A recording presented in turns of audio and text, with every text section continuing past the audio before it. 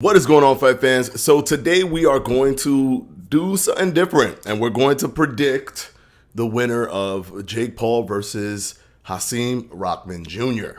Let's go ahead and jump right into it. All right, so by the way, guys, don't miss my live stream. I'm going live August 1st to talk about the new build and answer your questions. The door is wide open, so we could communicate on the new esports boxing club boxing video game. Just in case for anybody who isn't aware of this the video game release. But with that being said, let's talk about Jake Paul versus Hasim Rahman Jr. Now, I've seen some fights of Hasim Rahman Jr. and of course I've seen his last fight where he was 12-0 and he lost to Mackenzie Morrison, the son of Tommy Morrison. But I gotta put this is a tough one to predict because they're both kind of green. Jake Paul being much more green in terms of his experience than Rahman, but they're both somewhat green. They're green in their competition. Jake Paul more so than Rahman. They're green in their records, and of course Jake Paul more so than Rahman. But one thing that I find interesting is that, let's see what the betting odds are. So Jake Paul has a 67.74% chance of victory against Hasim Rahman Jr. In the betting odds so far, right? So that's where we're at right now.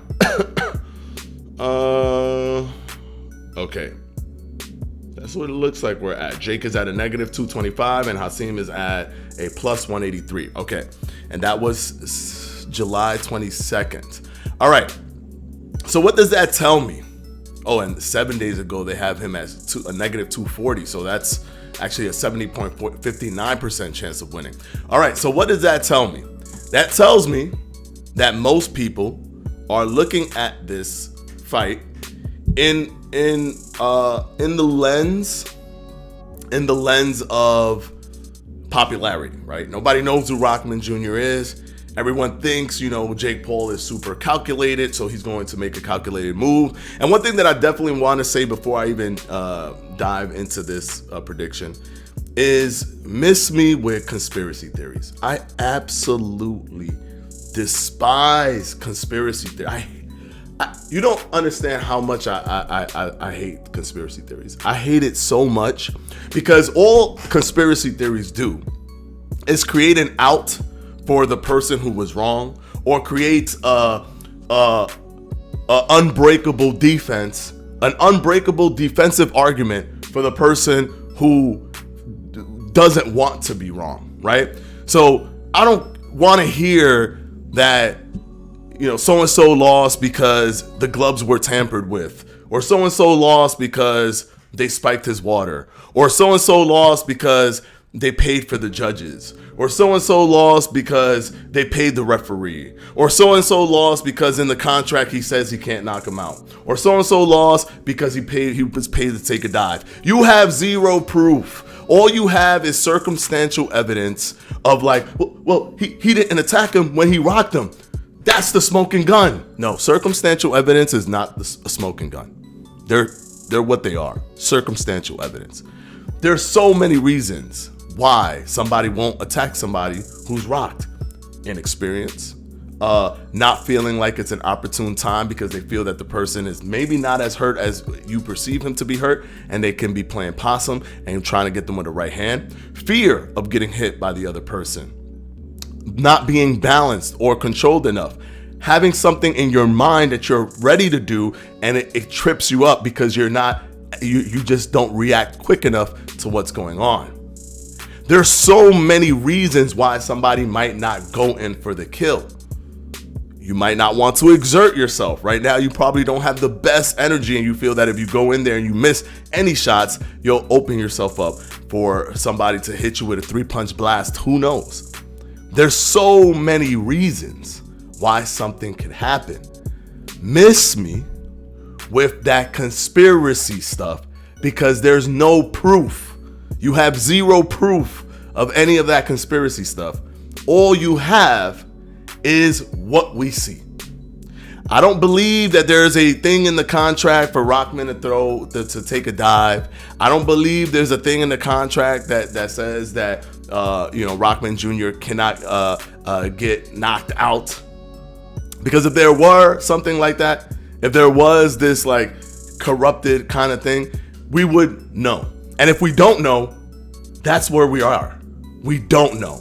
So don't pretend that not knowing means that you know off of circumstantial evidence, because you don't. So let's get conspiracy theories out of the way. Now let's move in to actually talking about reality and talking about the actual fight, right? I think Jake Paul beat those other guys, and he beat them fair and square. I had him winning the first fight with what's his guy, Tyron Woodley, and I had him, and of course he knocked him out in the second fight, right? They're just not good, like, when it comes to being in a boxing ring. And Jake Paul is also pretty decent under the lights in terms of his nerves. And I've been very open about me liking what Jake Paul does for boxing. I'm not one of the gatekeeping kind of people that are like, I don't care if boxing dies. I don't want innovation in any way, shape, or form. So if you bring a YouTuber in with very little experience that brings in a lot of eyeballs and brings in the casual fans that care about the sport, I don't want it. Because what I want is to gatekeep the boxing and just keep it for me. So one day I'll pass away and boxing will pass away with me. No. I'm for innovation. I'm for intelligent marketing. I'm for making the sport bigger and making it more mainstream. And Jake Paul is doing that. So you know that I look positively towards this entire Jake Paul fiasco. With that being said, I know we're 7 minutes in? Okay, with that being said, my prediction is that Hasim Rahman Jr. will win against Jake Paul. And the reason for this is because Jake Paul hasn't fought a real boxer. And this is way too much of a leap forward. The cool thing is Jake could kind of do this because he already makes money. He's already popular. A lot of other boxers take calculated or strategic moves. They'll move like one step forward in terms of competition, then like maybe 2 steps forward in terms of competition, and then maybe one more step after that. It's strategic because they have to build their brand. They have to build their records. They have to build their notoriety. And when they do that, then they can kind of take riskier kind of competition, right? And then really truly test themselves. Jake Paul can just consistently test himself. So what he's doing right now is, yes, there's some sort of strategy behind it. He feels comfortable with Rahman because they've sparred before. But sparring is sparring. It's not the same thing. Sometimes people give you a lot of leeway to work, because when you spar, sometimes you're working on things yourself. Sometimes you're trying to work on your jab accuracy, or you're trying to work more on your defense. You're not necessarily putting all your pieces together to win a fight. I believe that Hasim Rahman Jr. will go in there to try to take Jake Paul's head off. I'm a little bit worried as to how well Jake Paul will be able to take a punch from a boxer that's punching him really hard. It's a difference taking it from Tyron Woodley, who punches hard in MMA, because it's hard to understand how much that can transition well into boxing. But I think that I do have a fear that something could happen, like something very dramatic can happen to Jake Paul facing Hasim Rahman Jr. And because Hasim Rahman Jr. has 100 amateur fights, and of course amateur fights are whatever, 3 rounds. There's very little politics in it, so you just keep fighting, and then you go, either to the nationals or the Olympics, and then you turn pro or what have you. But because of that breadth of experience, and because of the size difference, even though he does have to drain himself, but him draining himself versus Jake Paul is not the same thing as him draining himself versus somebody of a high caliber, right?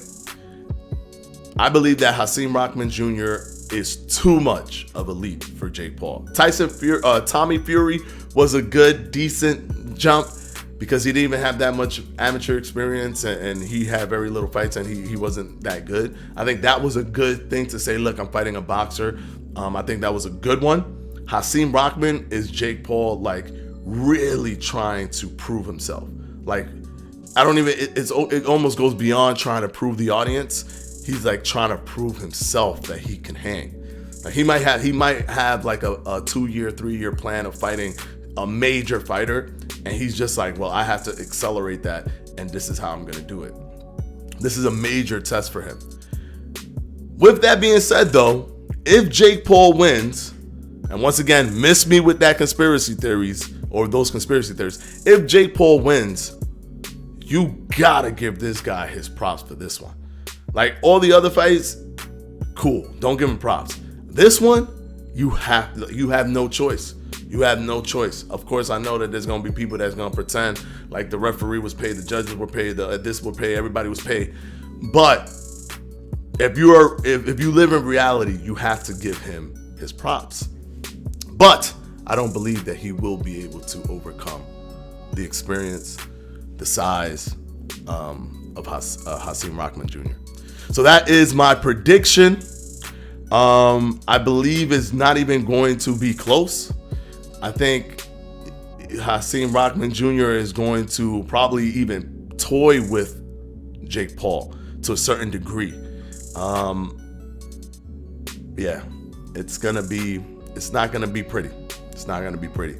I have Hasim Rahman Jr. winning by knockout, probably in the first round, if not sometime within the early rounds. That's just my prediction on this. Honestly, it's more interesting to me if Jake Paul wins because of what it would mean for what he would have to continue to do. But if he loses, he could go into fighting, KSI if KSI wins, right? And then he could go and claim that he's the best of all the YouTubers in boxing. And he also built a promotional company off the backs of this. So he does have an exit strategy, in my opinion. All right, guys, let me know what you think in the comment section below. Who do you think is going to win between Jake Paul and Hasim Rahman Jr.? Once again, I did tell you that I do like what Jake Paul is doing for boxing. Eyeballs is eyeballs is eyeballs, and innovation. We can't be old grandpas, hating all types of innovation. I hate the internet. I don't like the internet because blah blah blah.